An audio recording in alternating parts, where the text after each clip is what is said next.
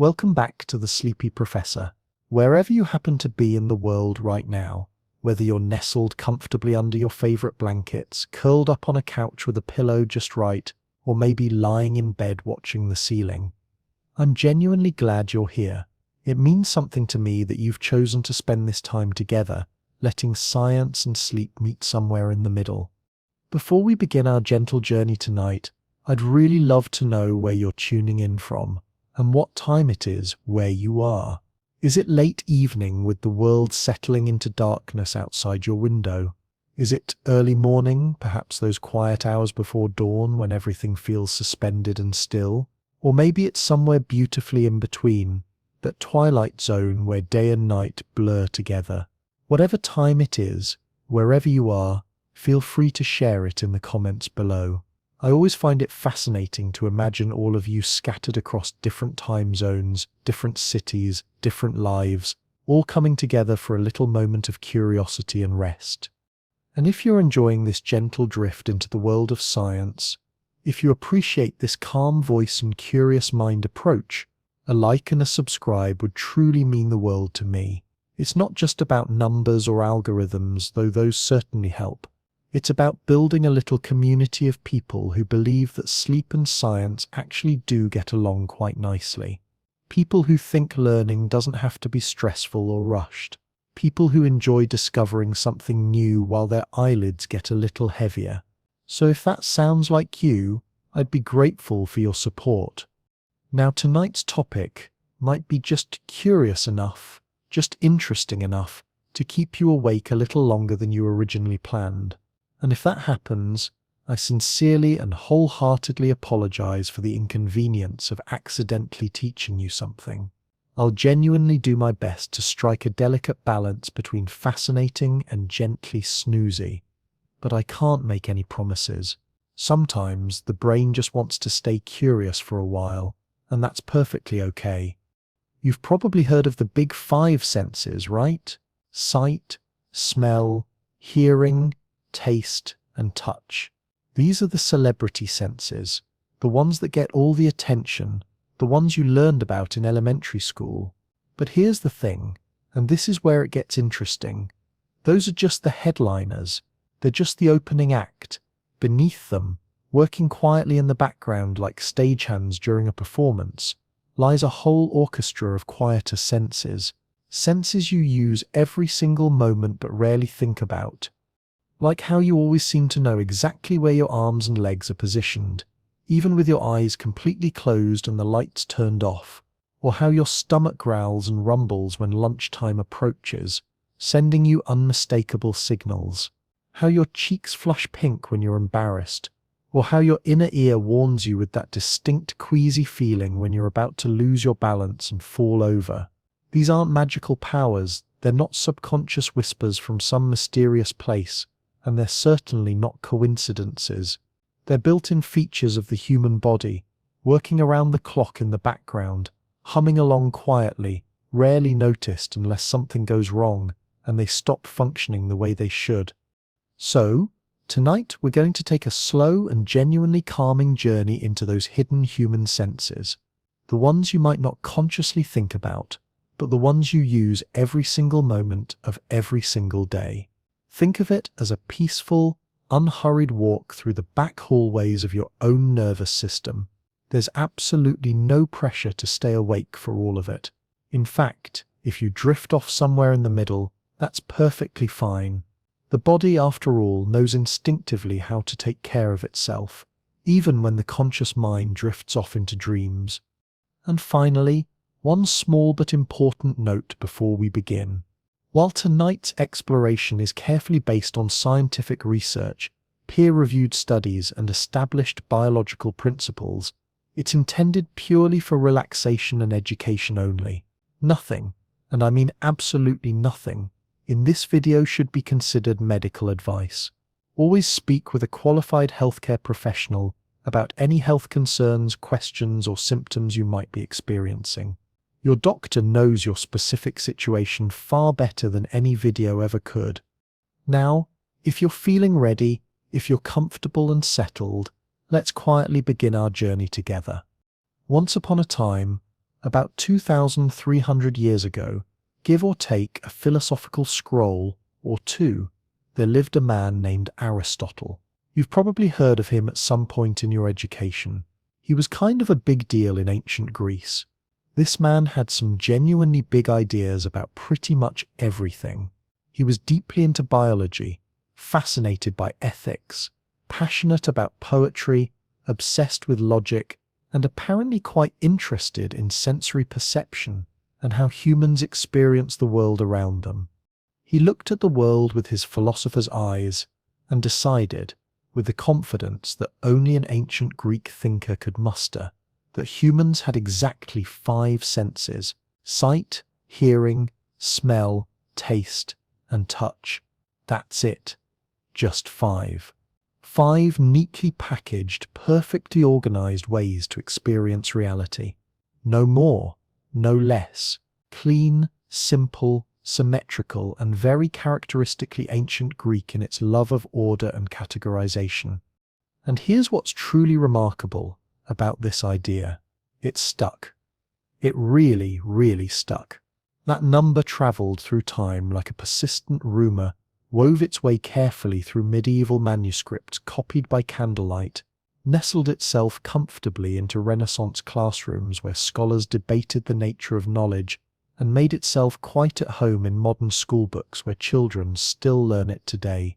Even now, in our technologically advanced 21st century, many of us are taught as children that we have just those 5 senses, nothing more.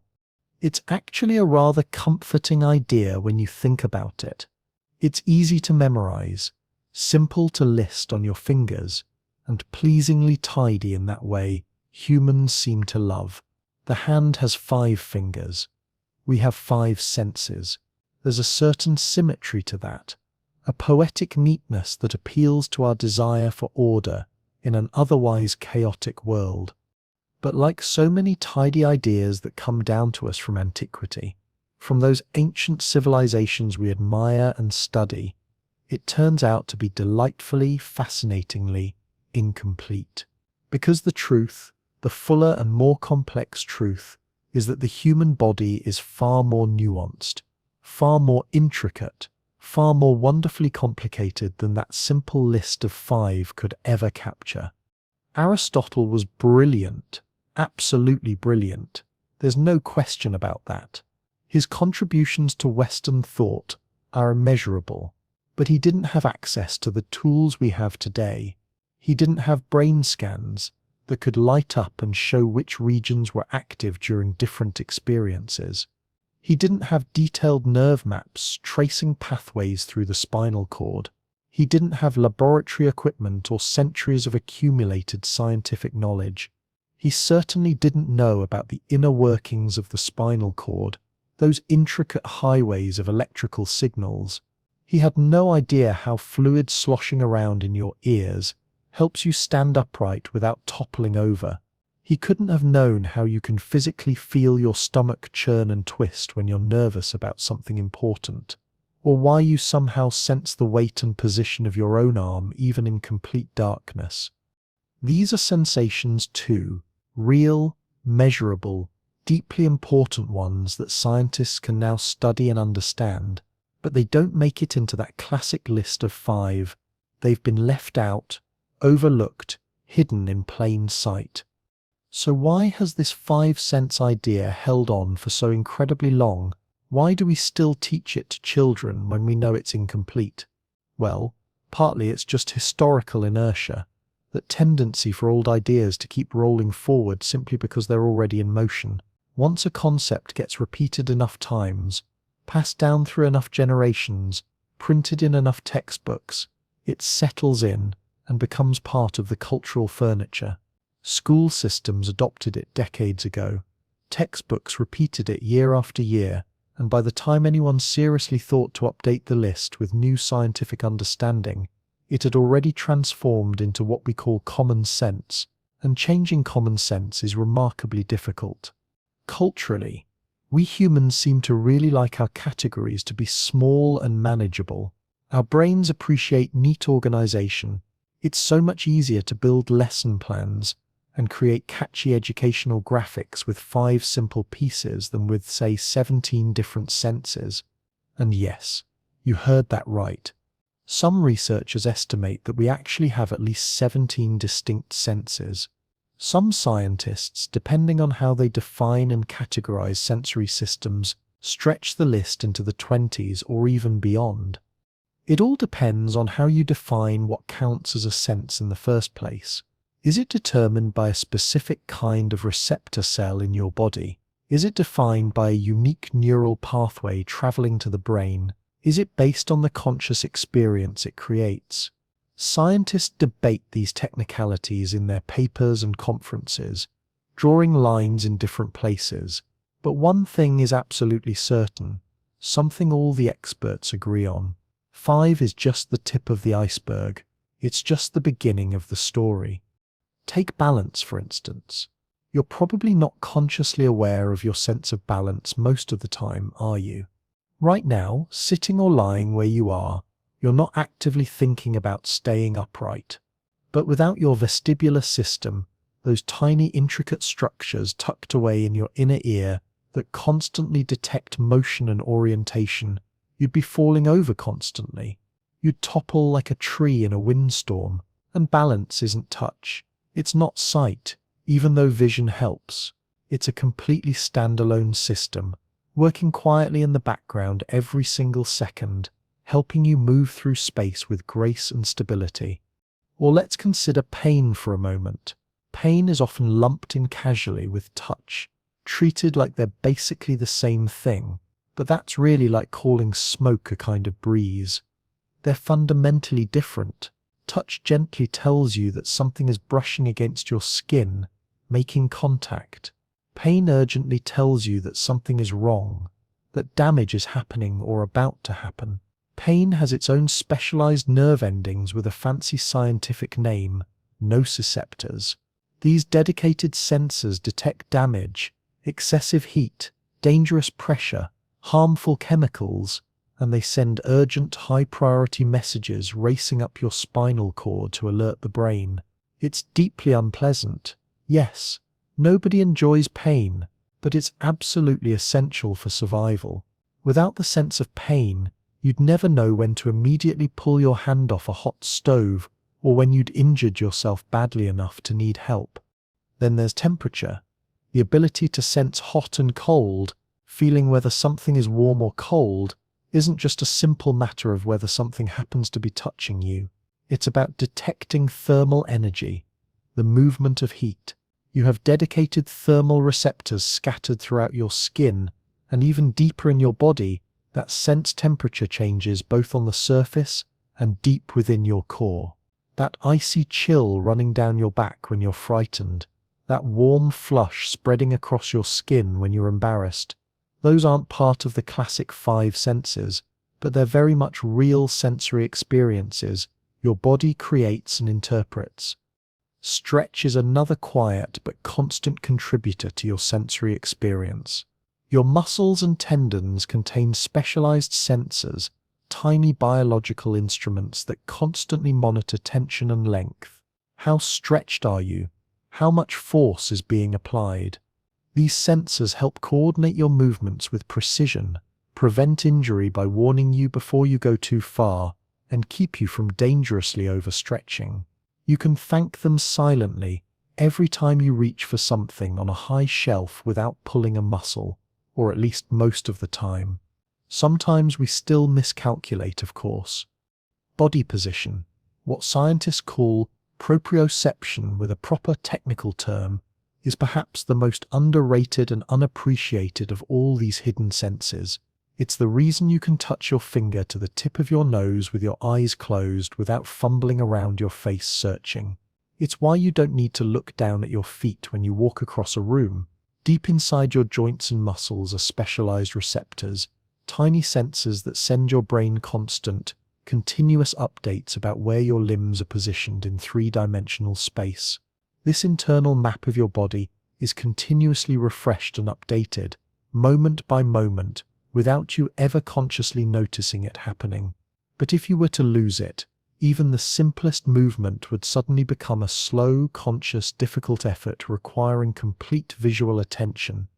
And then there's interoception, a word you've probably never heard before, but a sense you use constantly. This is the sense of what's happening inside your body, beneath your skin, in your organs and systems. Are you hungry right now? Is your heart beating fast or slow? Do you need to use the bathroom soon? Are you breathing deeply enough or too shallowly? All of these internal sensations are gathered by sensors throughout your body and delivered to your brain via a complex web of internal sensory pathways. They don't appear on the tip of your tongue like taste, or on the surface of your skin like touch, but they're absolutely crucial to your survival and your overall sense of well-being. When you begin to add it all up carefully, listing them one by one, the traditional 5 senses start to look more like a greatest hits album. They're popular, they're memorable, they're the ones everybody knows, but they're hardly the whole story. The full sensory picture of human experience is far more expansive, far more textured, far more quietly extraordinary than we usually acknowledge. And it's not just about having more senses, about being able to count higher than 5. It's about how these lesser-known ones fundamentally shape the way you experience being human. They help you navigate the physical world around you, avoid danger before it happens, stay upright against gravity's constant pull, interpret your own emotions through bodily signals, and maintain a coherent sense of identity and self. They're the behind-the-scenes crew keeping the whole performance running smoothly, the technical staff without whom the show simply couldn't go on. Interestingly, and this is worth noting, some of these senses don't necessarily give rise to vivid, dramatic, conscious experiences. You don't always actively feel your proprioception unless you deliberately focus your attention on it. You don't usually think about your sense of balance until something disrupts it, and suddenly you're stumbling. And yet they are just as real, just as active, just as vital to your functioning as sight or hearing. That's part of what makes them hidden. They're not invisible exactly, but they're unnoticed, operating below the threshold of conscious awareness. Of course, we do still use the classic 5 senses every day: sight, sound, taste, touch, and smell are vivid and immediate and impossible to ignore. They create rich, colorful experiences, but they're really just the opening act of a much longer show. Beneath them, supporting them, accompanying them, there hums a complex orchestra of other signals, quieter signals, subtler signals, but no less important to the overall symphony of experience. There's a certain humility that comes with realizing how much of your moment-to-moment experience actually relies on things you never consciously think about. The body, in its deep biological wisdom accumulated over millions of years of evolution, handles all these details automatically, so you don't have to. Your conscious mind is free to think about other things, to plan and dream and worry and wonder, precisely because these hidden senses are taking care of the basics. But once you start to notice those details, once you begin to pay attention to the little pulses, the subtle balances, the gentle stretches, the constant signals flowing through your nervous system, it opens up an entirely new layer of appreciation for how endlessly intricate you really are. So while Aristotle gave us a lovely framework, a useful starting point that served humanity well for over 2 millennia, the modern understanding of the senses is far richer and more complete. What we call the hidden senses aren't actually hidden from science anymore. Researchers have mapped them, studied them, understood their mechanisms. They're only hidden from everyday attention, from casual awareness. And once you begin to notice them, even softly and gently as you drift towards sleep, the world within your own body becomes just as fascinating, just as worthy of exploration as the vast world outside. Imagine for a moment that you're standing in a completely dark room, not just dim, but truly dark, the kind of darkness where you can't see your hand in front of your face. Now close your eyes for extra measure, adding another layer of darkness. In this state of total visual deprivation, reach up slowly and try to touch the tip of your nose with your index finger. Go ahead, try it if you'd like. What happens? You don't miss. You don't have to search around your face like you're playing some strange game of blindfolded hide and seek, fumbling and guessing. You just somehow know where your hand is and where your nose is, and your body brings the two together with a sort of quiet, invisible choreography. It seems simple, almost trivially easy, but this seemingly simple act is actually an incredible example of a hidden superpower, a sense you possess that you've probably never thought much about. It's known by scientists as proprioception. Proprioception is essentially your brain's internal GPS system for your body. It's the sense that tells you precisely where your limbs are in space, how they're moving through that space, how fast they're moving, and how much effort your muscles are currently using to hold a position or complete a movement. And here's what makes it truly remarkable. It does all of this without needing any input from your eyes. Unlike vision or hearing, which rely completely on stimuli coming from the outside world, light waves or sound waves reaching you from external sources, proprioception is entirely internal. It's your body's elegant way of keeping track of itself. The word proprioception itself comes from Latin roots, as so many scientific terms do, proprius, meaning one's own, and perception, well, that one's obvious enough. So proprioception is quite literally the perception of one's own self. But we're not talking about self-perception in a poetic or existential or philosophical way, not contemplating the nature of consciousness or identity. We're talking about it in a much more practical, down-to-earth sense.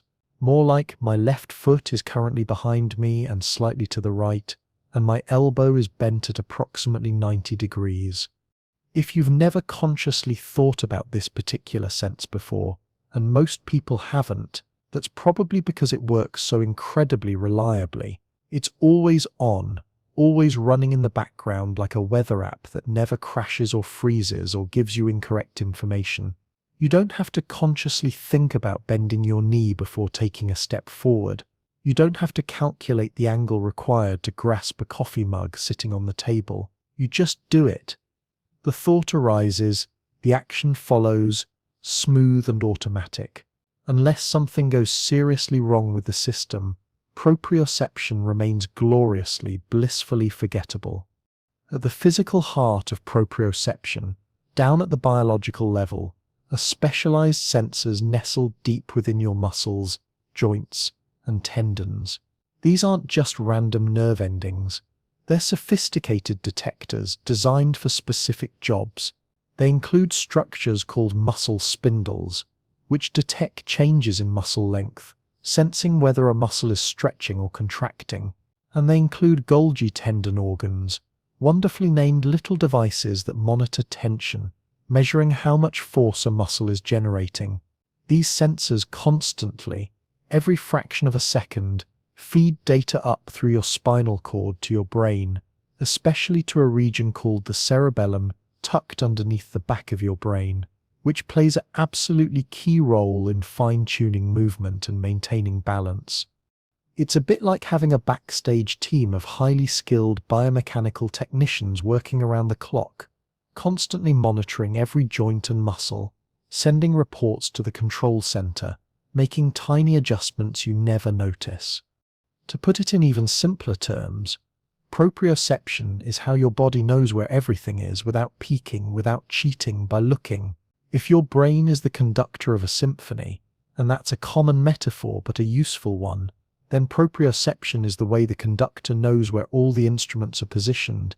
Even if someone suddenly turns off all the lights in the concert hall, the music could theoretically continue because everyone knows where they are in space. There are some classic, almost playful examples that help illustrate just how impressive this proprioceptive system really is. Touching your nose with your eyes closed. We already mentioned that one. It's a fun party trick for the inner neuroscientist in all of us. Walking down a dark hallway at night without bumping into the walls or tripping over furniture. That's proprioception guiding your steps, helping you move through remembered space. Typing on a keyboard without looking down at the keys, a skill many of us use daily without appreciating it. That's also proprioception. Your fingers know where the keys are without visual confirmation. Even something as casual and automatic as reaching behind your back to scratch an itch relies fundamentally on your brain's sophisticated understanding of spatial positioning and movement coordination. Of course, not everyone has absolutely flawless proprioception all the time. The system isn't perfect. If you've ever tripped over your own foot for no apparent reason, or smacked your elbow painfully on a door frame you weren't expecting to be quite there, or misjudged the height of a step, well, congratulations, you've found the limits of your internal GPS. It's usually very good, but it's not infallible. And if you're wondering how animals compare to us humans in this particular department, allow me to introduce what I like to call the feline gold standard. Cats. Cats are, for lack of a better word, smugly graceful, annoyingly so. If you're a clumsy human, they leap from surfaces, twist their bodies in midair, land perfectly on their feet, and slink their way through impossibly narrow spaces with an elegance that honestly borders on sorcery. Their proprioceptive skills are absolutely off the charts. Ever watched a cat leap casually from a kitchen countertop to a narrow windowsill with barely a wiggle on the landing? That's proprioception dialed up to expert mode, combined with an incredibly flexible spine and excellent vestibular system. Meanwhile, we humans stub our toes on coffee tables that haven't moved in 3 years. The coffee table is exactly where it's always been, and yet somehow we're surprised by its location. It's humbling, really. One of the most extreme and eye-opening examples of what happens when proprioception fails almost completely comes from rare neurological cases documented in medical literature. There's a particularly well-known case of a man named Ian Waterman who lost virtually all proprioceptive feedback from the neck down due to a viral infection that damaged his sensory nerves. The motor nerves still worked. He could still send signals to his muscles to move, but the feedback system, the constant stream of information about where his limbs were, was gone. He was left unable to feel where his limbs were positioned, unless he looked directly at them. Walking became a deliberate, highly visual, intensely concentrated process. Even something as mundane as buttoning a shirt required intense focus and visual attention. He essentially had to relearn movement by substituting vision for the internal feedback he'd lost. He had to watch his hands to know what they were doing. It's a powerful reminder of just how essential this hidden sense truly is to daily life, how much we depend on it for even the simplest tasks. Another interesting tidbit worth mentioning is that proprioception isn't fixed. It can actually be trained and refined over time. Athletes who practice for years, dancers perfecting their craft, martial artists repeating movements thousands of times, all of them rely extraordinarily heavily on finely tuned body awareness. Gymnasts, for instance, perform flips and twists in midair while knowing exactly how to position their body for landing, based largely on proprioceptive cues rather than vision. They can't see the ground while they're rotating. They have to feel where they are. Likewise, balance and movement therapies used in rehabilitation often involve specific exercises designed to enhance this sense, especially after injury or neurological trauma that might have disrupted it. Even practices like yoga and Tai Chi, often associated primarily with relaxation and flexibility and stress relief, are actually sneaky proprioception workouts. Holding a challenging pose, adjusting your weight distribution, sensing your alignment and making tiny corrections, all of that continuously taps into this subtle body mapping system. When someone says they feel more in tune with their body after such activities, they're often referring, at least in part, to heightened proprioceptive awareness. Interestingly, alcohol has a way of temporarily scrambling this sense, which is why it affects balance and coordination so noticeably. That wobbly gait you might have witnessed. The inability to judge the distance between your face and the door frame, the difficulty touching your nose with your eyes closed during a field sobriety test. That's your brain's internal GPS glitching out, receiving garbled signals. Proprioception and coordination are tightly linked, which is why even a small disruption to the system can make movements feel clumsy or disconnected or vaguely wrong. But proprioception doesn't work entirely alone in isolation. It often teams up beautifully with the other senses to give your brain a fuller, more complete picture of your body in space. Vision certainly helps with movement. Touch provides additional information. Balance adds another layer. Even hearing can contribute subtle cues about your environment. But proprioception holds a special place in this ensemble because it works even in the complete absence of external input. It gives you a sense of body ownership, of continuity from moment to moment, of control over your own movements. It's how you know you are where you are, how you maintain a coherent sense of being located somewhere in space. Some researchers argue that proprioception is also part of the foundation for more complex and abstract concepts, like self-awareness itself. Your body isn't just something you inhabit, like a vehicle you're driving. It's something you feel from the inside out, without needing to look at it, or touch it, or check on it. That sense of being located somewhere, of having a personal space defined by limbs and movement and position, is deeply tied to this constant feedback system. It's part of what makes you feel like you. It's genuinely worth taking a moment to appreciate how elegantly all of this operates, how smoothly the system runs. Each step you take throughout your day, each casual gesture you make while talking, each adjustment of your position while sitting or lying down, is continuously monitored and guided by a vast silent network of sensory neurons. It's happening right this very moment as you shift slightly under your blanket, tilt your head to a more comfortable angle, or reach for a glass of water on your nightstand. You're participating in a sensory dialogue that began long before you were born and will continue long after you fall asleep tonight.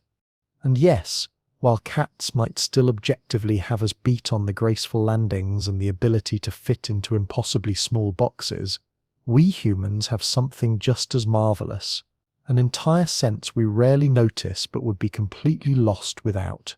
It's not flashy, it won't win any popularity contest with sight or sound, but it's working around the clock, every moment of every day and night, to keep you upright, coordinated, and wonderfully, quietly aware of exactly where you are. There's a quiet language your body speaks constantly, one that doesn't involve words or images or even much in the way of external noise. It's the steady rhythm of your heartbeat, the subtle tightening in your stomach before lunchtime, the slow, peaceful expansion of your lungs as you breathe in deeply and let it out again. These aren't conscious thoughts. They aren't decisions you're making. They're sensations, gentle messages from the inside out, from your body to your brain. This silent, continuous stream of bodily awareness is made possible by a remarkable sense called interoception. Interoception is your ability to perceive and interpret the internal state of your body, the conditions inside rather than outside. While proprioception tells you where your limbs are positioned in space, interoception tells you how things are going inside, beneath your skin. Are you hungry or full? Is your bladder getting uncomfortably full? Are you feeling warm or cold from the inside? Is your heart racing with anxiety or beating slowly and calmly? Are you breathing too quickly in short, shallow gasps, or not quite deeply enough? These are all examples of interoceptive awareness, your internal dashboard. It's constantly updating your brain with real-time information about the condition of your organs, tissues, and fluids, without needing your conscious permission or active participation. It just happens automatically in the background.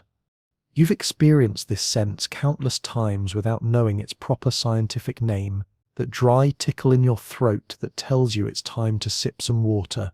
That's interoception. The nervous butterflies fluttering in your stomach before a big important event, like a presentation or a first date. Interoception again. Even your gradual awareness of fatigue after a long, exhausting day, or the content, satisfied sigh that comes naturally after eating a satisfying meal. Those are all messages from within your own body, internal signals your brain is interpreting. At the biological heart of interoception is a beautifully complex system of sensory neurons, specifically designed to monitor internal conditions throughout your body. These specialized receptors live in your heart, measuring its rhythm, in your lungs, tracking your breathing, in your gut, monitoring digestion, in your bladder, sensing fullness, in your muscles and skin, detecting all sorts of internal changes. They send information via nerves, especially the vagus nerve, that major highway of communication running between your brain and your internal organs, up to your brain where it's processed in specific regions like the insular cortex. That particular region is one of the brain's primary centers for building an integrated picture of the body's internal landscape. It's the part of you that registers and says, "Ah, yes, my stomach is making that rumbling noise again. I should probably eat something soon." Interestingly, and this is important to understand, interoception doesn't always scream for your attention. In fact, most of the time, it whispers softly. It's subtle, operating at the edge of awareness. The signals are constantly there, flowing like a quiet stream, but they rarely rise to the level of full-blown conscious awareness unless something changes significantly. Extreme hunger that's hard to ignore, sudden sharp pain, the urgent, unmistakable need to find a bathroom. For the most part, though, interoception is just a background hum, a gentle murmur keeping your brain informed without causing much of a conscious fuss. But just because it's quiet doesn't mean it's unimportant. Far from it. In fact, interoception plays an absolutely central role in regulating your body's homeostasis, that crucial internal balance that keeps everything functioning smoothly within optimal ranges. When your blood sugar dips below a certain threshold, your body nudges your brain with hunger signals, urging you to find food. When your core temperature rises too high, it automatically triggers sweating to cool you down. When your heart rate climbs during moments of stress or danger, interoception helps you recognize the change and ideally take steps to calm down and regulate yourself. Without this system working properly, you'd be a little like a car without dashboard lights, still running and moving forward, but completely unaware of when something needs attention, when you're running low on fuel, when the engine is overheating. One of the more genuinely fascinating aspects of interoception, something that really connects body and mind, is how deeply it's interwoven with emotions. That racing heart you feel during anxiety, that fluttering, uneasy sensation in your gut during excitement, that heavy lump in your throat during sadness. These aren't just metaphors or poetic descriptions. They're real physical sensations that your brain detects and interprets as emotional states. In fact, some researchers in the field of emotion science argue that emotions actually begin as interoceptive experiences, physical changes in your body, and our minds simply label them afterward with emotional names. Your brain detects a shift in your body, a change in heart rate or breathing or muscle tension, and goes, this pattern of physical changes must be nervousness, or oh, this feels like happiness, or this combination of signals seems like sadness. This brain-body loop is constant and bidirectional, flowing both ways. Your body informs your mind about its state, and your mind can in turn influence your body through thoughts and mental states. Thinking about something stressful can make your stomach physically clench. Imagining a peaceful scene can slow your heart rate. Deliberately relaxing your breath can calm your entire nervous system. It's an elegant feedback system, one that allows for regulation, adaptation, and self-awareness. And research suggests that the better your interoceptive skills, the more accurately attuned you are to these subtle shifts in mood, energy, and overall well-being. But not everyone experiences interoception in exactly the same way or with the same clarity. Some people are highly sensitive to their internal signals, almost to an extreme degree. They can detect tiny changes in heartbeat, a shift of just a few beats per minute. They notice the first hint of dehydration before most people would. They recognize emotional changes just as they begin, catching the earliest whisper of anxiety or excitement. Others are less tuned in, less aware, moving through the world with less conscious attention to their internal state. And in some clinical cases, people can even lose touch with their internal states almost entirely, making it genuinely difficult to recognize when they're hungry, when they're tired, or when they're emotionally overwhelmed. On the opposite end of the spectrum, some people experience heightened, almost overwhelming interoception. Individuals with anxiety disorders, for example, may be acutely, sometimes painfully aware of their heart rate or their breathing patterns, which can make normal, harmless sensations feel alarming and threatening. A racing heart that most people would shrug off or barely notice might feel like a full-blown medical emergency. The brain amplifies the signal, misinterprets its meaning, and the feedback loop spirals into distress. Understanding interoception better can help explain why some people feel more intensely in their body than others, and why mindfulness practices can be so remarkably effective at calming the nervous system. Breath, in particular, is one of the most powerful gateways into interoceptive awareness. Unlike most bodily processes that run completely automatically without any conscious control, breathing is both automatic and controllable. You breathe without thinking about it.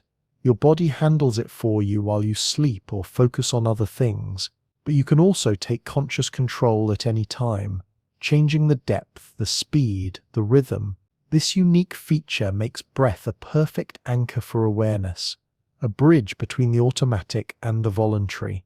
Focusing deliberately on the breath can heighten interoceptive sensitivity, calm the nervous system through slower breathing, and provide a sense of grounding when thoughts are scattered.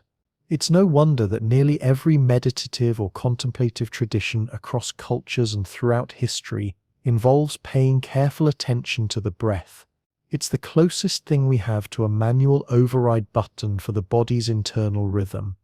Interoception also plays a critical role throughout developmental stages of life. From early infancy, babies begin to form an internal model of their bodies by sensing hunger, discomfort, warmth, cold, and fullness. These are some of their first experiences of the world. Over time, as children grow, these sensations become more refined and integrated with emotional states and language. As children develop, their interoceptive awareness helps them understand when they need rest, when they're upset and need comfort, or when something's physically wrong and they should tell an adult. It's not just about recognizing a rumbling stomach or a full bladder. It's about connecting bodily sensations to thoughts, behaviors, self-care, and emotional regulation. In recent years, researchers have begun exploring interoception more deeply in relation to mental health and various neurological conditions. For example, people on the autism spectrum often show interesting differences in interoceptive processing, which can affect emotional regulation and bodily awareness in significant ways. Similarly, individuals struggling with depression or eating disorders may have disrupted interoceptive signals, leading to distorted perceptions of hunger, fatigue, or emotional states. Understanding and actively improving interoceptive skills through therapy and practice may offer valuable new ways to support mental well-being and self-regulation across a wide range of conditions. But even in the absence of any clinical concerns or medical conditions, cultivating stronger interoception can be a genuinely powerful tool for self-understanding and wellness. It's a practice of tuning in, quietly and gently, to what's happening beneath the surface of your skin. It's noticing your heartbeat when you sit perfectly still. It's realizing with some surprise that you're actually more tired than you initially thought. It's being able to differentiate clearly between true physical hunger and simple boredom or emotional eating. It's hearing the inner whisper that says you might want to stretch your legs after sitting too long, or acknowledging that second cup of coffee probably wasn't strictly necessary and now you're feeling jittery. And while this sense may not be as immediately dramatic or noticeable as sight or sound, it's absolutely no less essential to living well. In fact, you could make a strong argument that it's one of the most foundational senses of all. It gives you a lived, felt sense of being in a body, not just occupying a biological machine, but experiencing it from within, feeling it as yours. It's what turns a collection of organs and systems into a felt, embodied life. You may not hear interoception spoken about often in everyday conversation. It's not a common topic, but it's always speaking to you in its quiet way, always sending signals. And when you learn to listen, even just a little, even with gentle curiosity rather than intense focus, it can tell you some remarkably useful things about yourself.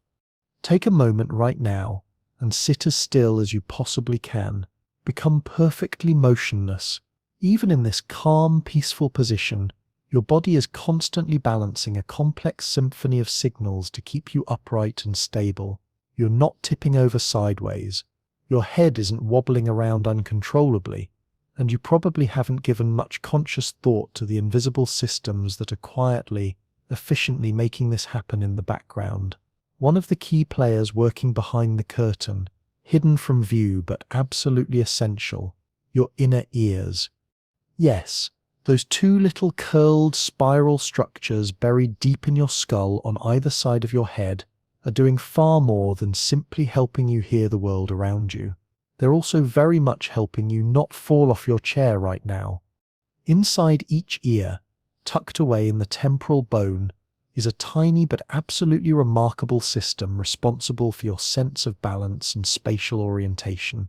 It's called the vestibular system, and it's what allows you to walk in a reasonably straight line, stand on one foot without immediately toppling, or gracefully step over the corner of a rug without falling over like a confused giraffe. While we often credit our muscles or our vision for these physical feats, much of the real balance magic actually comes from this lesser-known fluid-filled marvel hidden in your skull. At the core of the vestibular system are two main components with somewhat intimidating names. First, the semicircular canals, and second, the otolith organs. Don't let the technical names scare you or make you think this is too complex. They're actually easier to picture than you might initially expect. First, let's talk about the semicircular canals. Imagine three tiny curved tubes, each forming roughly a semicircle, arranged kind of like the rings of a gyroscope, oriented in three different planes of space. One canal for detecting up and down head movements, one for side-to-side movements, and one for tilting rotational movements. These three canals are filled with a fluid called endolymph, and they're lined internally with tiny hair-like cells, called hair cells, that can detect the slightest movement of the fluid. When you move your head in any direction, say nodding your head in agreement, or shaking it side to side in disbelief or tilting it quizzically, the fluid inside these canals shifts and flows, just like water in a glass when you tilt it. That fluid movement gently bends those tiny delicate hairs, which then immediately send electrical signals racing up to your brain saying, "Hey, we're moving in this specific direction." This ingenious system is how your brain knows not just that you moved, but exactly how you moved, the direction, the speed, and the type of rotation. It's essentially a real-time navigation system powered by liquid physics and microscopic biological sensors. Your brain takes this information and rapidly integrates it with signals coming from your eyes, from your proprioceptors in your muscles and joints, to keep you oriented in space. It's constantly updating this spatial picture, even when you're just turning your head casually to look at a squirrel outside the window or glancing at the clock. Then there are the otolith organs, which are just as fun and fascinating to imagine once you understand them. These are two small structures with the technical names utricle and saccule. They're primarily sensitive to gravity and linear acceleration, meaning they're specialized to tell your brain whether you're tilting your head, standing perfectly still, or accelerating forward in a straight line, like when a car suddenly takes off from a stoplight. Inside these otolith organs are tiny crystal structures called otoconia, sometimes informally called ear stones. These microscopic crystals are suspended in a gel-like fluid. When you move or tilt your head, gravity tugs on these heavier crystals, and they shift slightly in the gel. Their movement bends nearby hair cells, very similar to the ones in the semicircular canals, and these hair cells again send precise signals to your brain about the direction and degree of tilt or acceleration. Between the semicircular canals detecting rotation and the otolith organs detecting gravity and linear motion, your brain is getting an incredibly detailed up-to-the-minute report on your head's position and movement in three-dimensional space. And because your head is firmly attached to your body, hopefully, the rest of you benefits tremendously from this steady stream of orientation data. It's a beautiful system, really, when you think about the elegance of it. But what happens when this finely tuned system gets thrown off or disrupted? That's when you experience dizziness, that deeply disorienting, whirling sensation that most of us have experienced at one point or another. Spinning around and around in circles as a child was fun, almost intoxicating, precisely because it disrupted the vestibular system in a safe, predictable, controlled way. But the aftermath, when you stop spinning, but the world seems to keep rotating around you, that's your inner ear still sloshing around, still sending motion signals, telling your brain we're still in motion, we're still spinning, while your eyes firmly disagree and report a static world. This sensory mismatch, this disagreement between your senses, creates the powerful illusion of movement and leaves you feeling dizzy, unsteady, maybe even nauseous. What you're experiencing in those strange moments is essentially a kind of temporary mutiny between your different sensory systems. Your semicircular canals are still actively sending motion signals because the fluid is still moving, while your visual system is reporting a completely static, unmoving world. Your brain, being the somewhat dramatic interpreter that it is, essentially says, well, I genuinely don't know what's going on here. These signals completely contradict each other, but let's feel very weird about it until this resolves. This same sensory disagreement, this conflict between what different senses are reporting, is also at the heart of motion sickness, that queasy, unpleasant feeling. Picture yourself sitting in the back seat of a car, reading a book or looking at your phone. Your eyes are focused intently on the page or screen, and as far as your visual system is concerned, nothing around you is moving. But your vestibular system, your inner ear, can feel every single turn, every bump in the road, every acceleration and deceleration. The result is a brain that's caught uncomfortably in the middle of conflicting sensory messages, receiving contradictory reports. In evolutionary terms, this sort of sensory mismatch could have been interpreted by your ancient ancestors' brains as poison or toxins messing with your perception systems, disrupting your senses in dangerous ways. Hence, the nausea response, the feeling of sickness. Your body basically thinks it's being tricked or poisoned and tries to clear the deck, so to speak, by making you feel sick. It's actually a bit overprotective in modern contexts since you're just in a car, not poisoned. On the flip side, looking out the window while in a moving car helps align your visual cues with the motion your inner ear is feeling. Suddenly, your senses agree. Yes, we're definitely moving. We can see it, and we can feel it, and your brain relaxes, settles down, stops panicking. This simple act of visual alignment is why some people swear by staring at the horizon when they're feeling queasy on a boat or in a car. It's not just folk wisdom.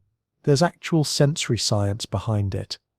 Vertigo, a more persistent and often more severe form of dizziness, often arises from disruptions in the vestibular system itself rather than just sensory mismatches. Sometimes, those tiny calcium crystals, the otoconia we mentioned earlier, can become dislodged from where they belong in the otolith organs. They break free and float into one of the semicircular canals where they absolutely don't belong.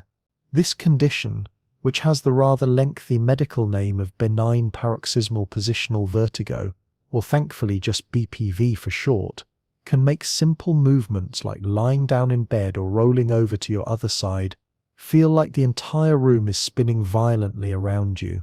It's disorienting, frightening, and deeply unpleasant. Thankfully, and this is quite remarkable, there are specific physical maneuvers, special sequences of head movements developed by doctors and physical therapists that can help reposition these stray crystals back where they belong. It's kind of like gently shaking a snow globe until all the flakes settle again in the right place. The Epley maneuver is one of the most common, involving a specific sequence of head positions held for certain amounts of time to literally guide the crystals back through the canals to their proper location. It sounds almost too simple to work, but for many people it provides immediate relief. The vestibular system can also be affected by inflammation, infections, or physical injury. People with vestibular neuritis, for example, experience sudden, intense vertigo due to swelling and inflammation of the vestibular nerve itself.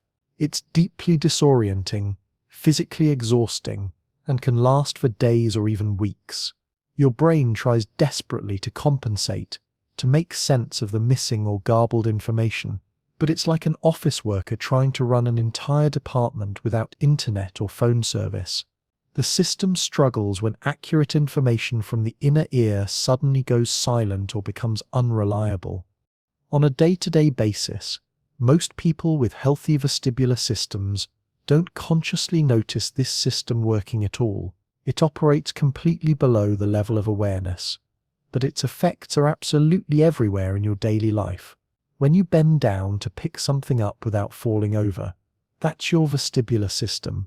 When you walk confidently across uneven ground like a rocky path or a grassy field, when you balance on one foot just for fun while waiting in line, even simply maintaining an upright posture while sitting still at your desk is actually a quiet, continuous dance between gravity and inner ear guidance. Your body is constantly making tiny micro-adjustments, and you never have to think about any of it.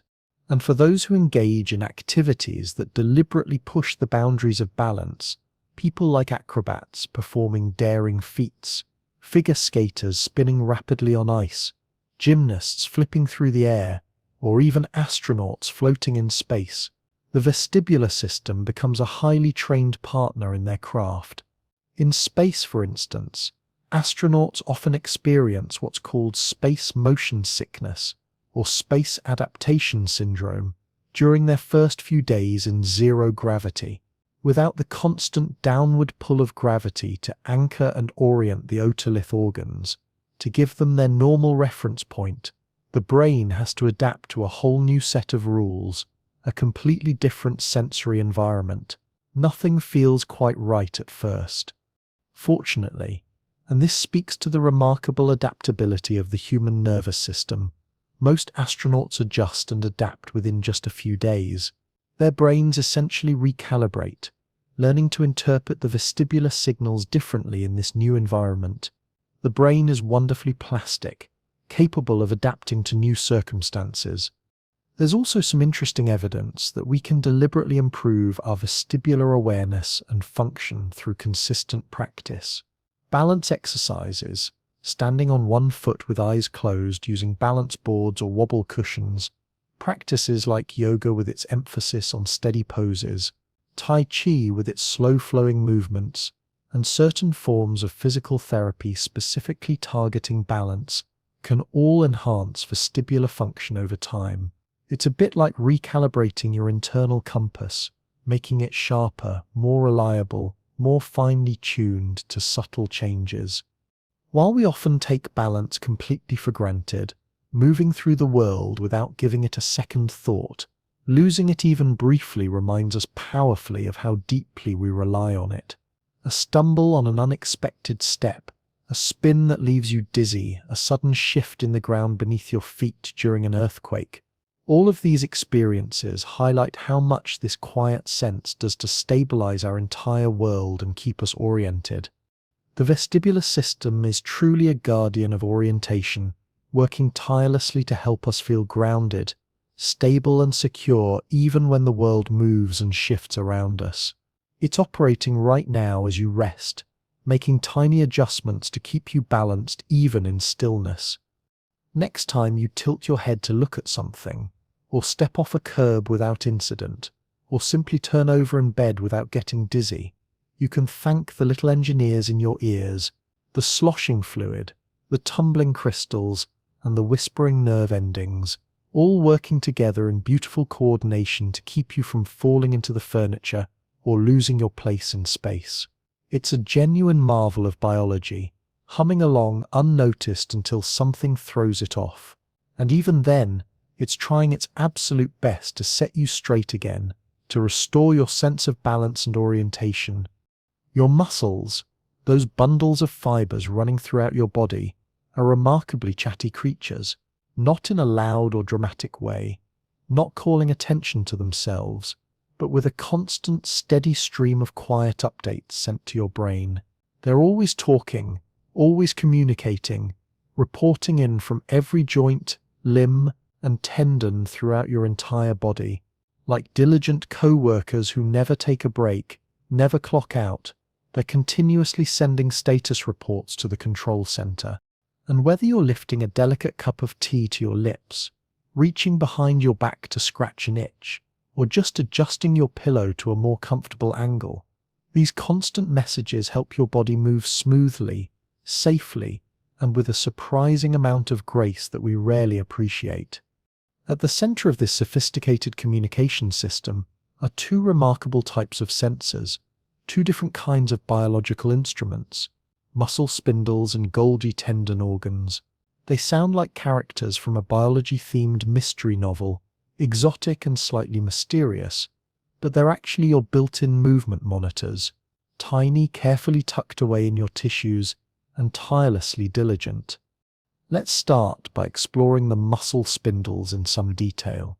These fascinating structures are found embedded inside your skeletal muscles, the voluntary muscles you control consciously, wrapped around the muscle fibers themselves like tiny sensors hugging the very tissue they're monitoring. Their primary job, their specialized function, is to detect changes in muscle length, to sense stretching and lengthening. Imagine you're reaching overhead to grab something off a high shelf, maybe a book or a jar. As your arm extends upward and your shoulder muscles stretch, the muscle spindles embedded within those muscles stretch right along with them, elongating in parallel.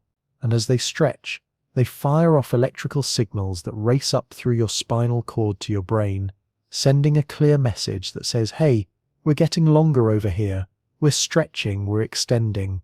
Your nervous system uses that constant stream of information to coordinate movement with precision, to fine-tune control, moment by moment, and to avoid dangerous overextension that could cause injury. This continuous feedback is part of what makes your movement so remarkably fluid and coordinated. Your body doesn't just blindly command a muscle to contract and then hope for the best, crossing its fingers that everything works out. It continuously checks in on how that muscle is actually behaving, what's really happening in real time, like a live feedback loop running constantly. If a muscle is stretching too quickly, perhaps because you suddenly slip on a patch of ice or an unexpected surface, your muscle spindles can trigger an immediate reflex contraction to stop you from overextending or injuring yourself. This protective mechanism happens faster than conscious thought. This is the same basic principle behind the knee-jerk reaction that doctors test during physical exams. You know that moment when the doctor taps just below your kneecap with that little rubber hammer? A quick tap stretches the patellar tendon suddenly, which stretches the muscle spindles in the quadriceps. The spindles fire their signals, and the leg kicks out automatically in response. It's a reflex arc, a protective response that doesn't even need to travel all the way to your brain for processing. the spinal cord handles it directly for speed. Now let me introduce you to the muscle spindle's quieter cousins, the Golgi tendon organs. These sensors have a different specialty, a different area of expertise. They're located precisely where muscle tissue meets tendon tissue, right at that crucial junction, and they specialize in detecting tension. How much force is being generated during a muscle contraction? How hard is the muscle working? They're essentially your internal strain gauges, your biological force meters. When tension in a muscle becomes too high, when the force being generated approaches dangerous levels, these Golgi tendon organs can actually inhibit the muscle's activity, essentially sending a signal that tells the muscle to ease off, to take a break, to reduce force before things snap or tear. It's your body's way of enforcing a little protective self-care before serious injury strikes. This inhibitory reflex is sometimes called the Golgi tendon reflex, or the inverse myotatic reflex. Together, working as a coordinated team, muscle spindles and Golgi tendon organs form a kind of comprehensive internal radar system for movement. One type monitors how long a muscle is getting, tracking length changes. The other checks how hard it's working, measuring force and tension. Between them, these two sensor types provide moment-to-moment information, a constant stream of data that allows your brain to coordinate everything from the graceful and elegant to the clumsy and awkward. Every movement falls somewhere on that spectrum, and these sensors inform all of it. Without them functioning properly, you'd essentially be guessing how far your arm could safely stretch. You'd have no reliable information about how much pressure you were applying to a doorknob, or whether you were pulling too hard on a stubborn drawer that won't open. You'd lack the subtle feedback that makes movement feel natural and automatic. This constant flow of sensory information also explains, quite elegantly, how your body knows instinctively when to stop a movement. Let's say you're doing a gentle forward bend, perhaps in a yoga class or just stretching in the morning, reaching slowly toward your toes. As your hamstrings in the back of your legs stretch and elongate, the muscle spindles embedded in them notice the lengthening and let your brain know what's happening in real time.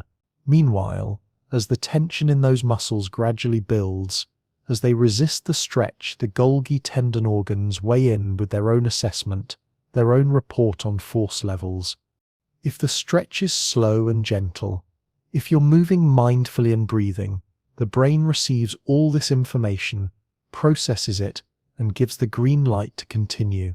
But if you bounce too fast or push too hard, if the rate of stretch becomes too rapid or the tension spikes dangerously, those same sensors send an urgent signal saying, let's not do something we'll regret.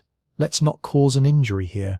You ease off, perhaps instinctively, without even consciously deciding to, because your body is looking out for itself in real time, protecting you from harm.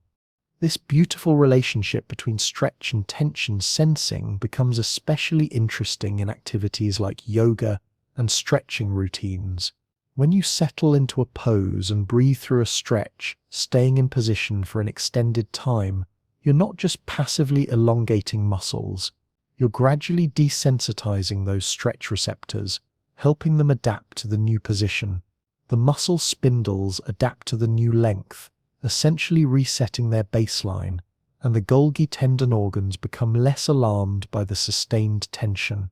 With consistent practice over weeks and months, this leads to improved flexibility, not because your muscles are being forced to change their structure, but because your nervous system is learning to trust the process, learning that this position is safe. You're essentially training your stretch senses to relax and chill out. Body awareness, sometimes called kinesthetic sense in scientific literature, owes a tremendous debt to this system of internal monitoring. It's the reason you can hold a steady yoga pose, adjust your limbs precisely in space, and sense when something feels just a little bit off or wrong. Think about the challenge of balancing on one leg with your eyes closed, removing visual feedback entirely. You're relying almost entirely on constant feedback from your muscles and tendons to make continuous micro-adjustments, to maintain stable posture, and to prevent tipping over. It's a quiet ballet of tension and release, contraction and relaxation, governed by senses that never sleep, never take a break. This sensory system also plays an important role in strength training and physical therapy contexts. When you lift weights at the gym, when you're pushing against resistance, your muscle spindles and Golgi tendon organs are carefully watching every single movement. If a muscle suddenly comes under too much strain, if the load becomes too heavy or the movement too rapid, the nervous system will automatically reduce the force output to protect the tissue from tearing. It's a safety mechanism built right into your neuromuscular system. Over time, with safe, gradual, progressive training, the threshold for that protective reflex actually adjusts and adapts. It learns that higher forces are acceptable and safe. This allows you to lift heavier loads as you get stronger. Your muscles grow stronger, yes, through the actual adaptation of muscle fibers. But there's also a recalibration happening, a neural adaptation, a change in the senses that govern effort and force production. The nervous system learns to allow more force, and while these systems are generally completely automatic, operating below conscious awareness, you can actually develop a greater awareness of them through intentional, mindful movement. Dancers moving across a stage, gymnasts performing complex routines, martial artists practicing precise techniques, and athletes in various sports often talk about listening to their body. It sounds poetic, almost mystical, but it's actually a practical way of saying they've tuned into the internal dialogue of stretch, tension, and control. They've developed heightened sensitivity to these signals. They know through thousands of hours of practice when a muscle is reaching its safe limit. They can sense when a joint is aligned just right, when everything is stacked properly. They can feel when something is subtly wrong, when a movement doesn't feel quite right, often catching potential injuries before they happen. This intuition is built on thousands upon thousands of hours of feedback, adjustment, and learning. It's expertise developed through attention and practice. Even without years of dedicated training, most people have an intuitive sense of muscle tension that operates in daily life. We say things like we're holding stress in our shoulders, or we feel tight in the hips, and often we're absolutely right. These aren't just expressions or vague feelings. Emotional states can genuinely influence muscle tone, changing the resting tension of muscles, and vice versa. Muscle tension can influence emotional states. It's a bidirectional relationship. Anxiety, for instance, may lead to a chronically clenched jaw or raised shoulders held up near the ears. Calmness and relaxation might soften the tension throughout the body, allowing muscles to release and lengthen. These changes aren't imagined or psychosomatic in the dismissive sense. They're real, measurable shifts in muscular activation, picked up by those same stretch and tension sensors we've been discussing. Your body holds emotional states in physical form.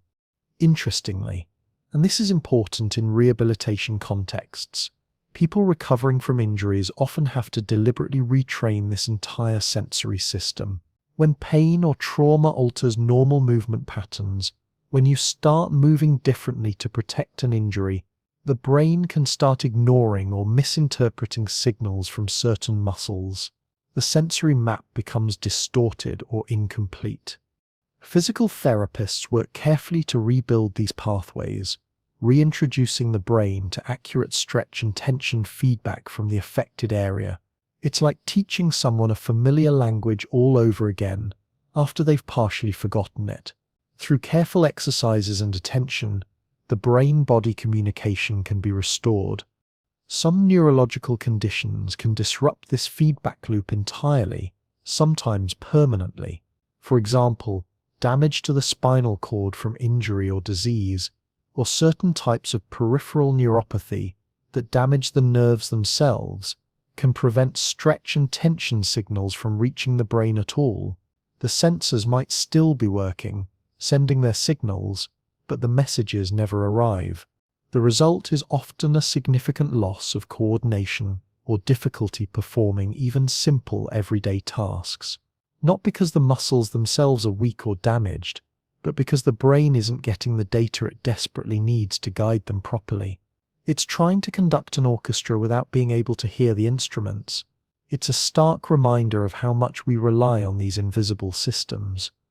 On a much lighter note, this whole system is also the reason why some stretches feel so deeply, satisfyingly good.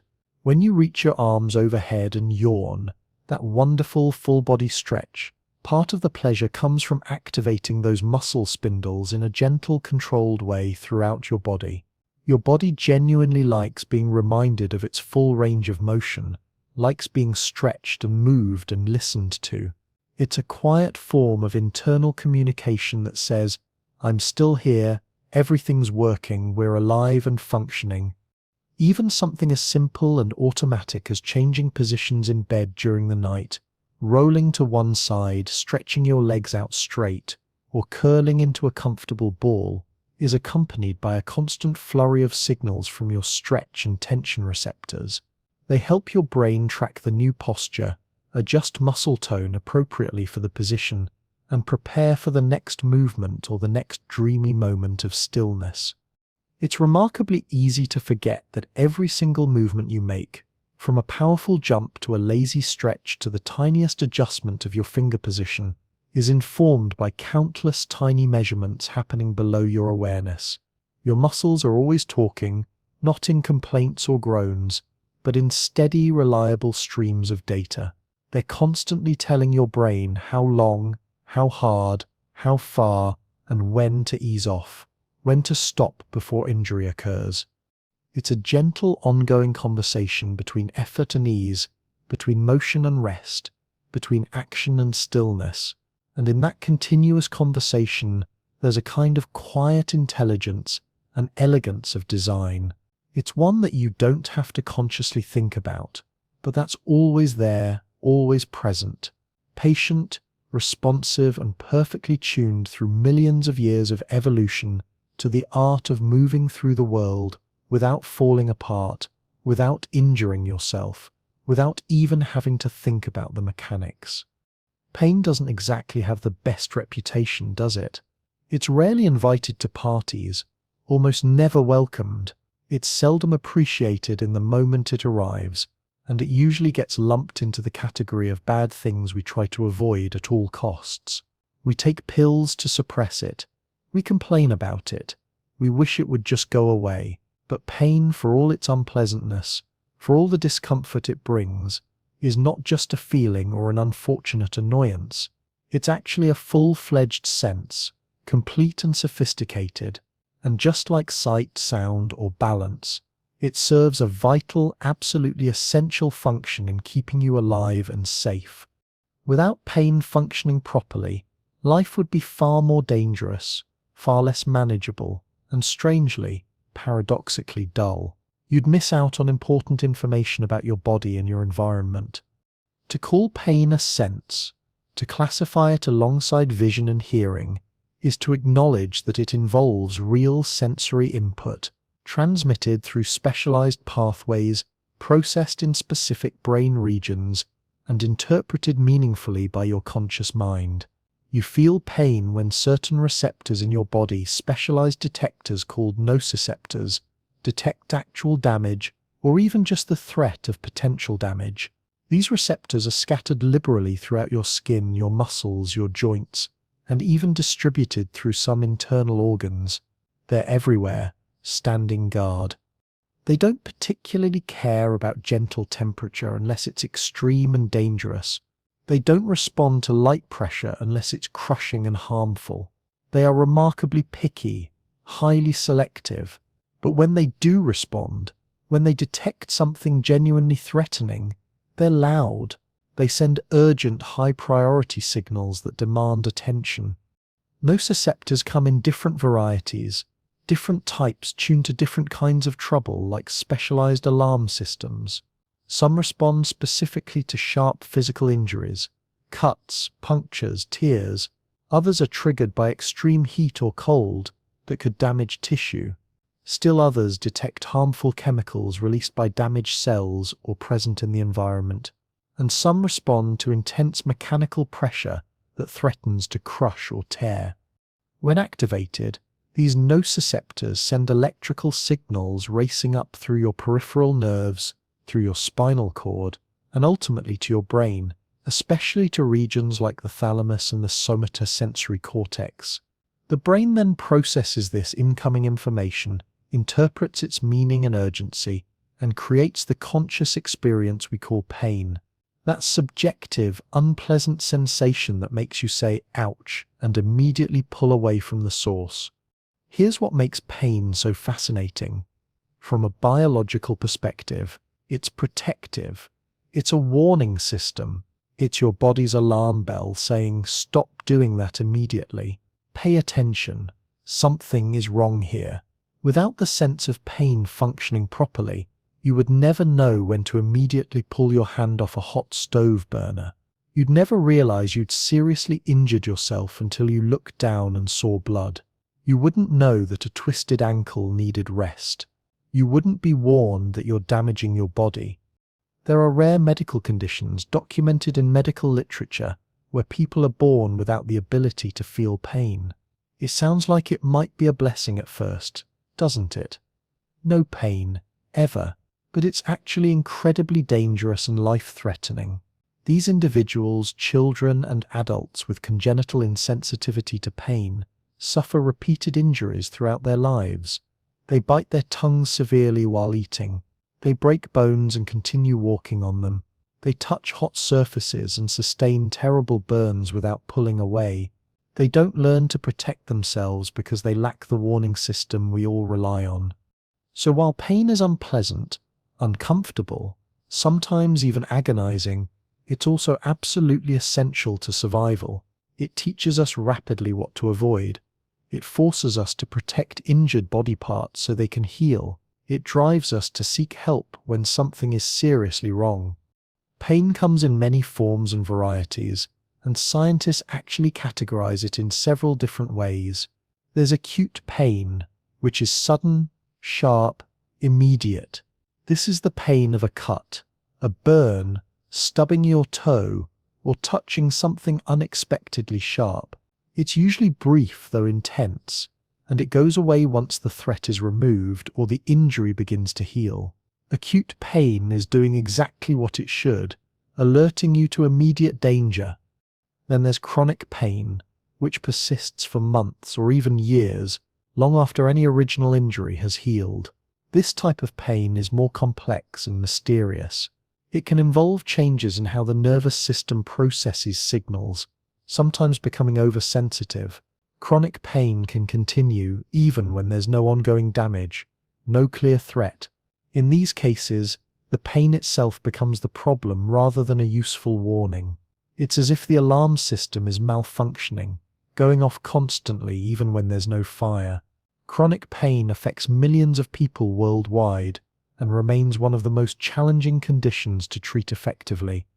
There's also referred pain, a strange and somewhat confusing phenomenon where pain is felt in a different location from where the actual problem exists. The classic example is a heart attack, where people often feel pain radiating down their left arm or up into their jaw, rather than only in their chest. The brain can misinterpret the source of internal pain signals because some nerve pathways overlap or converge in the spinal cord. And then there's phantom limb pain, perhaps one of the most fascinating and mysterious types. People who have lost a limb through amputation or injury often continue to feel pain, sometimes severe pain, in the limb that's no longer there. They feel their missing hand cramping, their absent foot itching, their amputated leg aching. The limb is gone, but the brain's map of the body still includes it, still processes signals as if it were present. This demonstrates how much of pain is actually constructed in the brain itself, not just in the peripheral tissues. Pain perception is also remarkably subjective and variable.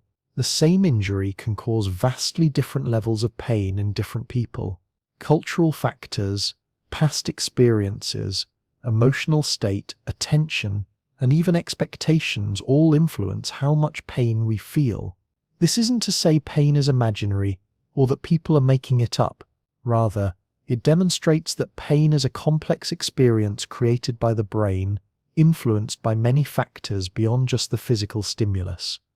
The gate control theory of pain, proposed in the 1960s, helped explain how pain signals can be modulated, turned up or down as they travel through the nervous system.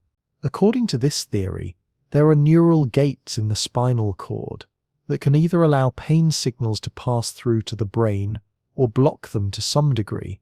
Other types of sensory input, like rubbing or massaging a painful area, can actually help close these gates and reduce pain perception. This is why rubbing your elbow after banging it on a door frame actually helps. The touch signals compete with and partially block the pain signals. Emotional and psychological factors can also open or close these gates. Distraction, relaxation, positive emotions, and a sense of control can help reduce pain. Anxiety, fear, depression, and feeling helpless can amplify it significantly. This is why managing pain often requires addressing both physical and psychological aspects. Pain also has important social and communicative functions. When we're hurt, we often express pain through facial expressions, vocalizations, and body language. These pain behaviors communicate to others that we need help, that we're vulnerable, that something is wrong. In social species like humans, this communication triggers empathy and caregiving responses in others. Parents respond immediately to a child's cry of pain. Friends offer comfort and assistance. This social dimension of pain has been crucial throughout human evolution. Interestingly, social pain, the pain of rejection, loss, or social exclusion, activates some of the same brain regions as physical pain. The overlap isn't complete, but it's substantial enough that researchers believe our brains may process social hurt using some of the same neural machinery developed for physical pain. This might explain why rejection can genuinely hurt, why heartbreak feels physically painful, why social exclusion creates real distress. Your brain treats it, at least partially, like a physical wound. Modern pain science has revealed that persistent pain can actually change the nervous system over time through a process called sensitization. The nervous system can become more reactive, lowering its threshold for pain signals. This means that stimuli that previously weren't painful start to hurt. Light touch might feel uncomfortable. Normal movement might cause pain. The volume is turned up on everything. Understanding this process has important implications for treatment, suggesting that calming the nervous system is just as important as treating any physical source of pain. Despite all the challenges pain presents, despite how much we'd like to avoid it entirely, it remains one of our most important senses. It's ancient, evolved hundreds of millions of years ago in simple organisms that needed to know when they were being damaged. It's universal, found across almost all animal species in some form, and it's fundamentally protective, even when it feels like the enemy. Learning to respect pain as information, as a messenger rather than purely an enemy, can change how we relate to it. Yes, severe or chronic pain absolutely requires treatment and relief, but pain in general is your body talking to you, telling you something important. And while we may not always like the message, it's usually worth listening to. Temperature is one of those sensations so ordinary, so constantly present, that it's easy to forget it's actually its own sophisticated sense. Right now, even as you rest comfortably, you're sensing temperature. The warmth of your blanket, the coolness of the air on your face, the general thermal comfort or discomfort of your environment. All of this information is being gathered by specialized receptors and continuously sent to your brain. Thermoception, the ability to sense temperature, is separate from touch, though we often confuse the two. When something cold touches your hand, you're getting information from both touch receptors that detect the physical contact and thermal receptors that specifically detect the temperature. They work together, but they're distinct systems with different sensors and different neural pathways. Your skin contains two main types of temperature receptors: cold receptors, which become more active as temperature decreases, and warm receptors, which increase their activity as temperature rises. These aren't simple on-off switches. They continuously vary their signaling based on how hot or cold something is, providing your brain with a rich, nuanced picture of thermal information. What's particularly interesting is that these receptors don't just tell you whether something is warm or cold in absolute terms. They're actually most sensitive to changes in temperature, to differences from what you're currently experiencing. This is why stepping into a hot bath feels intensely hot at first, but after a few minutes, your body adapts and it feels perfectly normal. Your thermal receptors are adjusting their baseline, recalibrating to the new temperature. This adaptation explains many everyday experiences. When you go from a warm house into cold winter air, the cold feels especially shocking at first. After spending time outside, your receptors adapt somewhat. Then, when you come back inside, the house feels overwhelmingly warm, even though it's the same temperature it was before. Your receptors are now calibrated to the cold, so the normal indoor temperature feels hot by comparison. Temperature sensation isn't just about external comfort, though that's certainly important. Your body also has internal temperature sensors deep within your core, monitoring your body's temperature to maintain homeostasis. Your hypothalamus, a small region deep in your brain, acts as your body's thermostat, constantly monitoring core temperature and making adjustments to keep it stable around 98.6 degrees Fahrenheit or 37 degrees Celsius. When your core temperature starts to rise, whether from exercise, illness, or external heat, your hypothalamus triggers cooling responses. You start sweating, which cools you through evaporation. Blood flow increases to your skin, allowing heat to radiate away. You might feel compelled to seek shade or remove clothing. All of these are your body's attempts to maintain stable core temperature. When your core temperature drops, the opposite happens. You shiver, which generates heat through muscle contractions. Blood flow to your extremities decreases to conserve heat in your core. You feel compelled to seek warmth, put on more clothing, or curl up to reduce surface area. Again, your body is working hard to maintain that crucial temperature balance. Fever is a fascinating example of temperature regulation in action. When you're fighting an infection, your body deliberately raises its temperature set point. The hypothalamus adjusts the thermostat upward. Suddenly, your normal body temperature feels too cold, so you shiver and feel chilled even though you're actually running hot. This elevated temperature helps your immune system fight off pathogens more effectively. Many bacteria and viruses don't function well at higher temperatures, so fever, uncomfortable as it is, serves a protective purpose. Extreme temperatures can be dangerous when the body's regulatory systems are overwhelmed. Hypothermia occurs when core body temperature drops below about 95 degrees Fahrenheit. Mental confusion sets in, coordination fails, and eventually, if untreated, vital organs begin to shut down. Heat stroke happens when core temperature rises above about 104 degrees Fahrenheit, overwhelming the body's cooling mechanisms. Both conditions are medical emergencies requiring immediate treatment. But temperature sensation isn't just about survival and regulation, it's also deeply connected to comfort and emotion. Think about the pleasure of warming your hands around a hot mug of cocoa on a cold day, or the relief of a cool breeze on a hot summer afternoon. These temperature experiences contribute significantly to our sense of well-being and comfort. Interestingly, temperature and emotion seem to be linked in language and experience across many cultures. We talk about warm welcomes and cold shoulders, about heated arguments and cool demeanors. Research suggests these aren't just metaphors. Physical warmth can actually influence social warmth. People holding warm drinks have been shown in studies to judge others as more friendly and generous. Physical coldness can make people feel more socially isolated. The connections between physical and emotional temperature run deeper than we might think. As you continue to rest and hopefully drift towards sleep, your body is engaged in its nightly temperature regulation. Your core temperature naturally drops in the evening as part of your circadian rhythm, helping to trigger sleepiness. This is one reason why a cool room often feels more conducive to sleep than a warm one.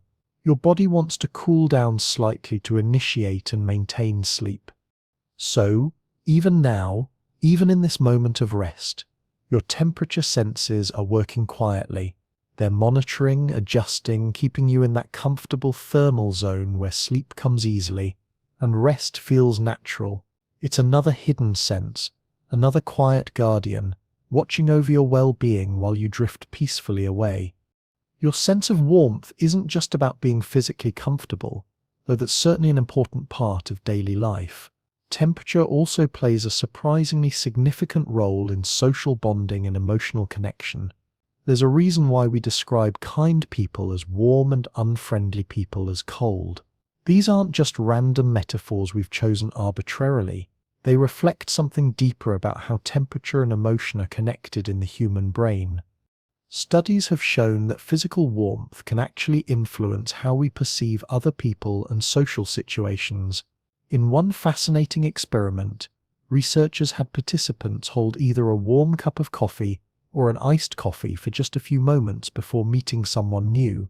Those who held the warm beverage rated the stranger as significantly warmer, friendlier, and more generous in personality compared to those who held the cold drink. The physical temperature of the cup literally changed their social perception, even though they had no conscious awareness of the influence. Similarly, feeling physically cold can make people feel more socially isolated and lonely. When participants in studies are made to feel socially excluded or rejected, they actually report feeling physically colder and prefer warmer room temperatures. The connection goes both ways. Physical warmth promotes feelings of social connection and trust, while social warmth can make us feel physically warmer.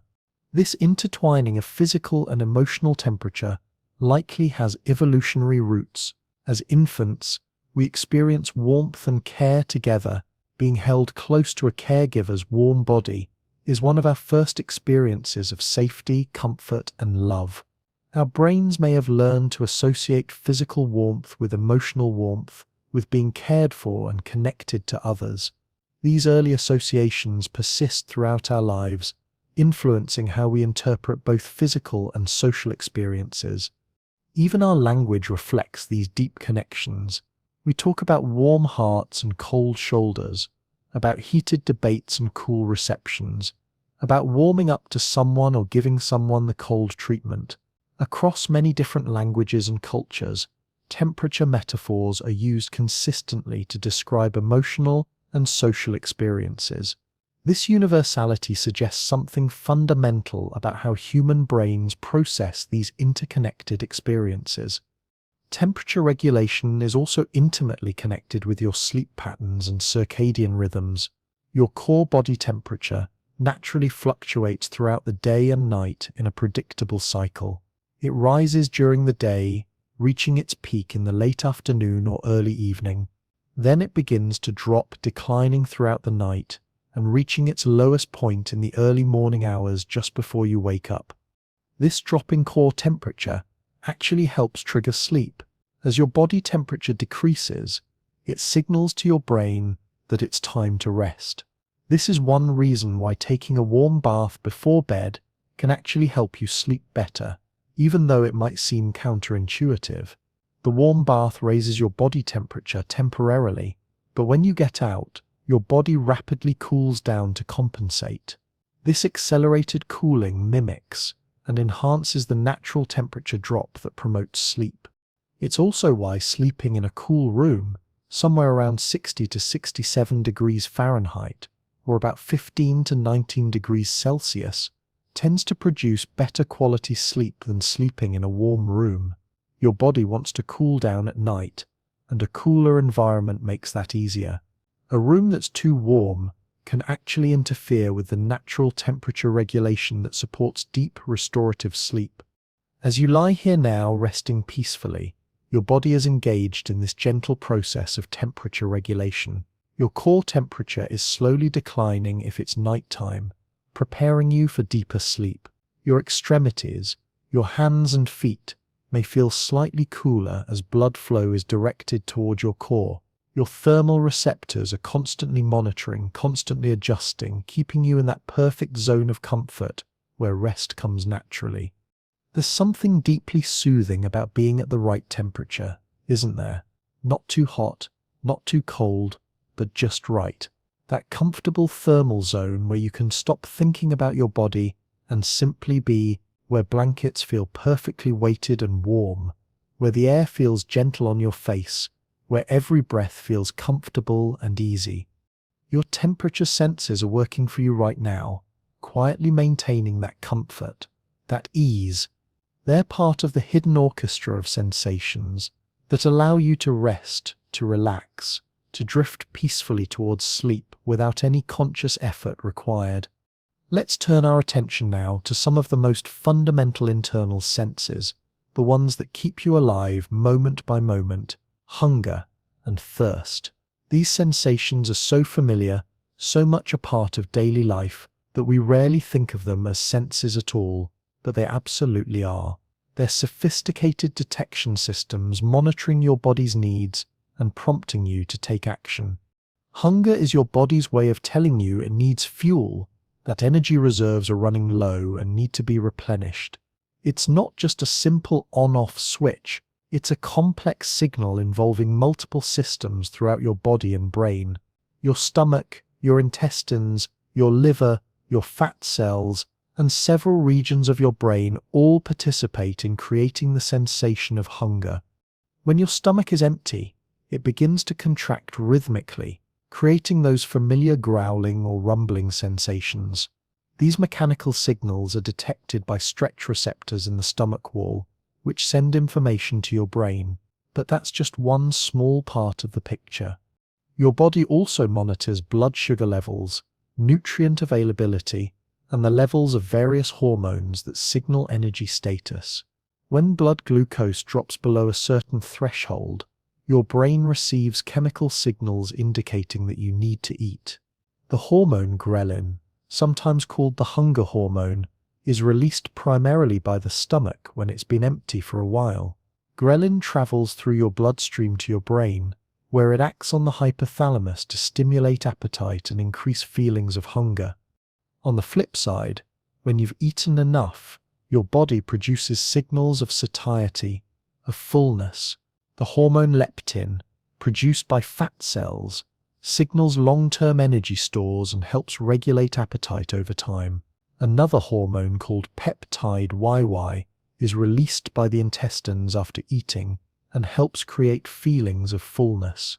Your stomach stretches as it fills with food, and those stretch receptors send signals indicating you've consumed something. All of this information is integrated in your brain, particularly in the hypothalamus, to create your overall sense of hunger or fullness at any given moment. It's an incredibly sophisticated system designed to keep you properly nourished and energized. But hunger isn't purely physiological. It's also influenced by psychological factors, by your environment, by learned associations, by emotions, and by the time of day. You might feel hungry simply because it's noon, and you always eat lunch at noon, even if your body's actual energy reserves are fine. You might crave specific foods based on emotional states or memories. The smell of fresh bread or cooking food can trigger hunger even if you weren't hungry a moment before. Your brain associates certain contexts with eating and responds accordingly. Sometimes people eat when they're not truly physically hungry, responding instead to boredom, stress, sadness, or simply habit. Learning to distinguish between true physiological hunger and these other triggers is part of developing good interoceptive awareness, of truly listening to what your body is telling you. Thirst operates on similar principles, but monitors a different critical need: hydration. Your body is roughly 60% water, and maintaining proper hydration is absolutely essential for virtually every biological process. Your blood, your cells, your organs all depend on adequate water to function properly.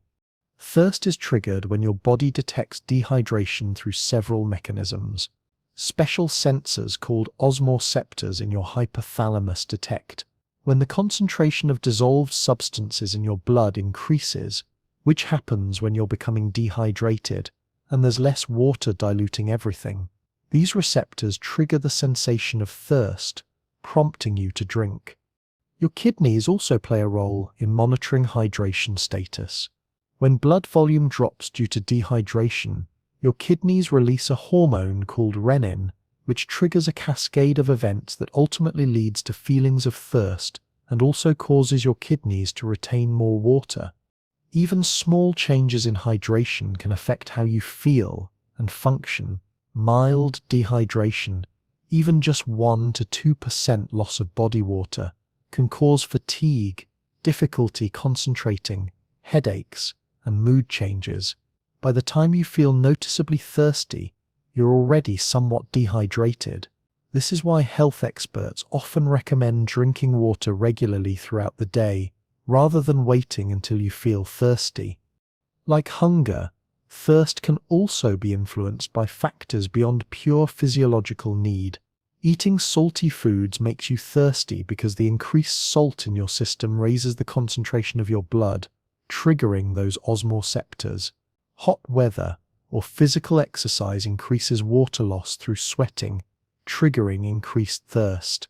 Even seeing or thinking about water can make you feel thirsty through psychological association.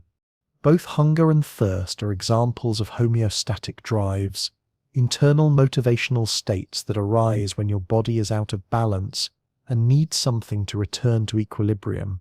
These drives are powerful and persistent because they're tied directly to survival. You can't ignore them indefinitely. Your body will insist with increasing urgency that you address these fundamental needs. Satisfying these needs, eating when hungry and drinking when thirsty, produces its own pleasant sensations. The relief of drinking cold water when you're thirsty, the satisfaction of eating when you're hungry. These experiences are rewarding for good evolutionary reasons. Your brain has learned to make need satisfaction feel good, so you'll be motivated to do it regularly. Right now, as you rest comfortably, hopefully your hunger and thirst are satisfied. Hopefully you're in that comfortable state of being neither hungry nor full, neither thirsty nor overly hydrated, just balanced, just right, allowing your body to rest without any urgent needs demanding attention. These internal senses, quietly monitoring your needs, are part of that constant background awareness your body maintains. Even as you drift towards sleep, they're still working, still watching, ready to alert you if something requires attention, but for now, allowing you to rest peacefully. Another fascinating internal sense that operates continuously is your awareness of breathing. Right now, you're breathing.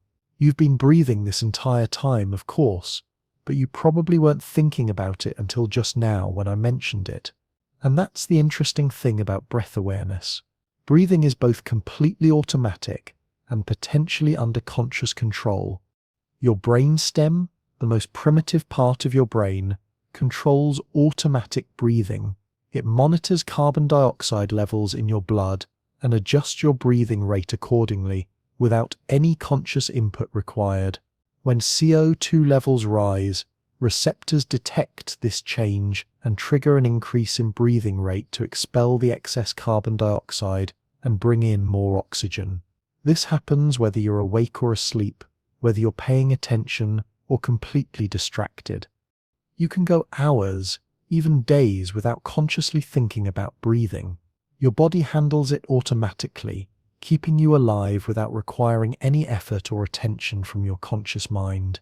But unlike your heartbeat or your digestion, both of which are also automatic, breathing can be brought under voluntary control at any time. You can choose to breathe faster or slower. You can hold your breath for a period of time. You can breathe deeply or shallowly. You can even change which part of your lungs you're primarily using, breathing into your upper chest or down into your belly. This unique feature, automatic yet controllable, makes breath awareness a powerful tool for influencing your overall state. Your breathing pattern is intimately connected to your emotional and physical state. When you're anxious or stressed, breathing tends to become faster and shallower, primarily using the upper chest. This rapid breathing is part of the fight or flight response, preparing your body for quick action, but it can also maintain or even increase anxiety if it continues. When you're calm and relaxed, breathing naturally becomes slower and deeper, with more movement in the belly and diaphragm. This deeper, slower breathing activates the parasympathetic nervous system, your body's rest and digest mode, promoting calmness and relaxation. The beautiful thing is that the connection goes both ways. Not only does your emotional state affect your breathing, but your breathing can affect your emotional state.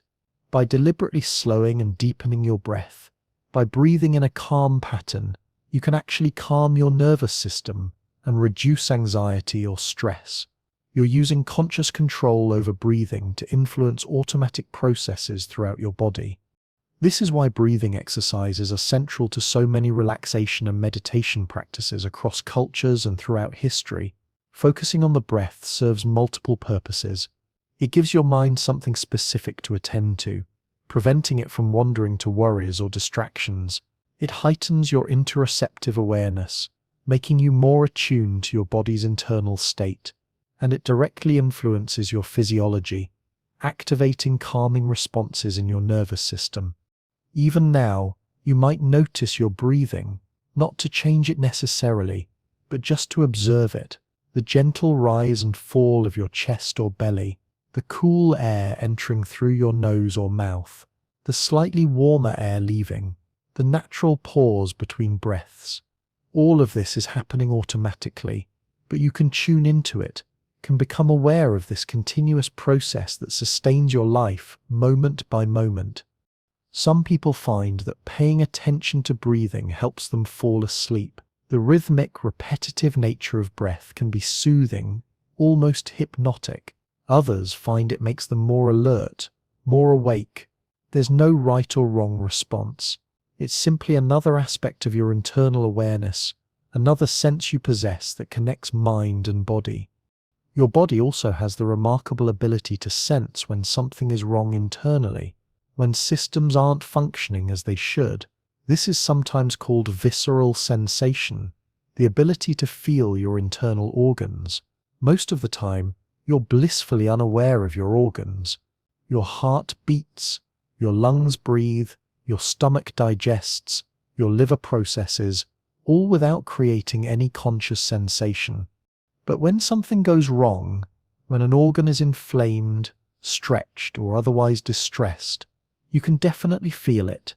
The cramping pain of an upset stomach, the burning sensation of heartburn, the dull ache of a full bladder, the sharp pain of a kidney stone. These are all examples of visceral sensations, your internal organs sending distress signals that reach conscious awareness. Interestingly, visceral pain is often diffuse and difficult to localize precisely compared to skin pain. If someone touches a specific spot on your arm, you can point to exactly where they touched. But internal pain is often vague, spread out, hard to pinpoint. This is because there are far fewer sensory receptors in internal organs compared to the skin, and the neural pathways are less precisely mapped. This is also why referred pain happens, why a heart attack might cause pain in the left arm or jaw, rather than just the chest. The brain sometimes has difficulty determining exactly where internal pain signals are coming from, and may interpret them as coming from a different location, usually somewhere on the body's surface that shares neural pathways. Your body also has chemoreceptors that monitor the chemical composition of your blood and other body fluids. These sensors continuously track oxygen levels, carbon dioxide levels, pH balance, and the presence of various hormones and other substances.